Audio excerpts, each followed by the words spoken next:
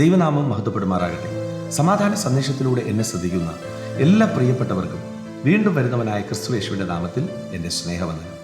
യിരെമ്യാ പ്രവാചകന്റെ പുസ്തകം 29-ാം അധ്യായം അതിൻ്റെ 12-ാമത്തെ വാക്യം, നിങ്ങൾ എന്നോട് അപേക്ഷിച്ച് എൻ്റെ സന്നിധിയിൽ വന്ന് പ്രാർത്ഥിക്കുകയും ഞാൻ നിങ്ങളുടെ പ്രാർത്ഥന കേൾക്കുകയും ചെയ്യും.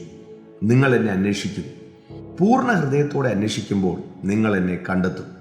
നിങ്ങൾ എന്നെ കണ്ടെത്തുവാൻ ഞാൻ ഇടയാക്കും എന്ന് യഹോവയുടെ അരുളപ്പാട്. ഞാൻ നിങ്ങളുടെ പ്രവാസം മാറ്റും. എന്നെ കേൾക്കുന്ന പ്രിയരെ, യിരെമ്യാവിലൂടെ ദൈവം തൻ്റെ ജനത്തോട് സംസാരിക്കുകയാണ്. ഒന്ന്, ദൈവത്തോട് പറയുന്നു, നിങ്ങൾ എന്നോട് പ്രാർത്ഥിക്കും, നിങ്ങളുടെ പ്രാർത്ഥനയ്ക്ക് ഞാൻ മറുപടി തരും. അതിൻ്റെ തൊട്ട് മുകളിൽ പറയുന്നുണ്ട്, ബാബേൽ പ്രവാസത്തിൽ കിടക്കുന്ന നിങ്ങളെ 70 സംവത്സരം കഴിഞ്ഞതിന് ശേഷം മാത്രമേ ഞാൻ നിങ്ങളെ സന്ദർശിക്കുകയുള്ളൂ. വാസ്തവത്തിൽ പ്രവാസത്തിൽ പോയി, സത്യമാണ്. പക്ഷേ അതിന് ദൈവം ഒരു സമയം അവിടെ അനുവദിച്ചിട്ടുണ്ട്. ആ സമയം കഴിയുമ്പോൾ നിശ്ചയമായിട്ടും ഞാൻ നിങ്ങളെ സന്ദർശിക്കും. അവിടെ അടുത്ത് പറയുന്നതാണ് നമ്മളിപ്പോൾ വായിച്ചു കേട്ടത്, നിങ്ങൾ എന്നോട് പ്രാർത്ഥിക്കും. നമ്മുടെ പ്രാർത്ഥനയ്ക്ക് ദൈവം മറുപടി തരും. ചിലപ്പോഴൊക്കെ നമ്മൾ പ്രാർത്ഥിച്ചിട്ട് മറുപടി കിട്ടാതിരിക്കുമ്പോൾ നിരാശപ്പെടാറുണ്ട്. എന്തുകൊണ്ട് എൻ്റെ പ്രാർത്ഥന ദൈവം കേൾക്കുന്നില്ല? പ്രിയരെ, മറക്കരുത്, നമ്മുടെ ഇഷ്ടത്തിനല്ല ദൈവത്തിൻ്റെ പ്രവൃത്തി വെളിപ്പെടുന്നത്. നമ്മുടെ ഇഷ്ടത്തിന് ദൈവത്തിന് പ്രവർത്തിക്കാൻ കഴിയാത്തത് കൊണ്ടല്ല. നമ്മുടെ ഇഷ്ടത്തിന് ദൈവം പ്രവർത്തിച്ചാൽ ചിലപ്പോൾ അത് നമുക്ക് തന്നെ നാശത്തിനിടയാകും എന്ന് നമുക്കറിയത്തില്ല. അത് ദൈവത്തിന് അറിയാവുന്നത് കൊണ്ട് ദൈവം നമ്മുടെ ഇഷ്ടത്തിന് പലതും പ്രവർത്തിക്കുന്നില്ല. എന്നാൽ പ്രാർത്ഥനയ്ക്ക് മറുപടി കിട്ടാത്തത് ഈ ഭാഗം ചിന്തിച്ചേ. ദൈവം അനുവദിച്ചിരിക്കുന്നു ഒരു 70 സംവത്സരം. അത് കഴിയുമ്പോൾ നിശ്ചയമായിട്ടും ഞാൻ നിങ്ങളെ സന്ദർശിക്കും.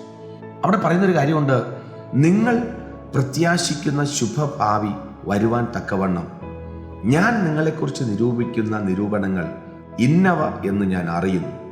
അവ തിന്മയ്ക്കല്ല നന്മയ്ക്കത്രയുള്ള നിരൂപണങ്ങൾ. അപ്പോൾ ഒന്ന്, പ്രവാസത്തിൽ കിടക്കുമ്പോഴും ഒരു പ്രത്യാശ ജനത്തിനുണ്ട്.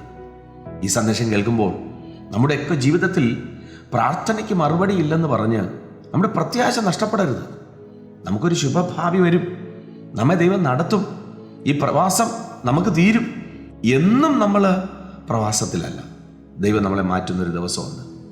എന്നാൽ ആ പ്രവാസത്തിൽ കിടക്കുമ്പോഴും എനിക്കൊരു ശുഭഭാവി ഉണ്ട് എന്ന് പ്രത്യാശയോടെ സഞ്ചരിക്കാൻ, ഈ ഭൂമിയിലായിരിക്കുമ്പോൾ ഇവിടുത്തെ കഷ്ടപ്പാടുകളൊക്കെ കണ്ടിട്ട് ഞാൻ ഇവിടം കൊണ്ട് അവസാനിക്കും എന്നല്ല ചിന്തിക്കേണ്ടത്.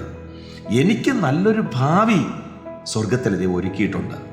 ഈ വേദനകളും ഈ കഷ്ടതകളും ഒക്കെ വിട്ടിട്ട് ഇവിടം വിട്ട് ശാശ്വതമായ സമാധാനത്തിൻ്റെ നിത്യമായ ഒരിടത്തേക്ക് ഞാൻ കയറിപ്പോകേണ്ടതാണ് എന്ന് ചിന്തിച്ച് പ്രത്യാശയോടെ കഷ്ടതയുടെ നടുവിലും പ്രതിസന്ധിയുടെ നടുവിലും ആ കർത്താവിനെ മുറുകെ പിടിച്ച് പ്രാർത്ഥനയ്ക്ക് ചിലപ്പോൾ മറുപടി കിട്ടിയില്ലെങ്കിലും മറുപടി കിട്ടും, എന്നെ ദൈവം കാണുന്നുണ്ട് എന്ന് ചിന്തിച്ച്, ശുഭഭാവി വരും എന്ന് ചിന്തിച്ച് പ്രത്യാശയോടെ സഞ്ചരിപ്പാൻ ദൈവം കൃപ ചെയ്യട്ടെ. വിശ്വസിക്കുക, പ്രാർത്ഥിക്കുക. ദൈവം വിശ്വസ്തൻ. God bless U.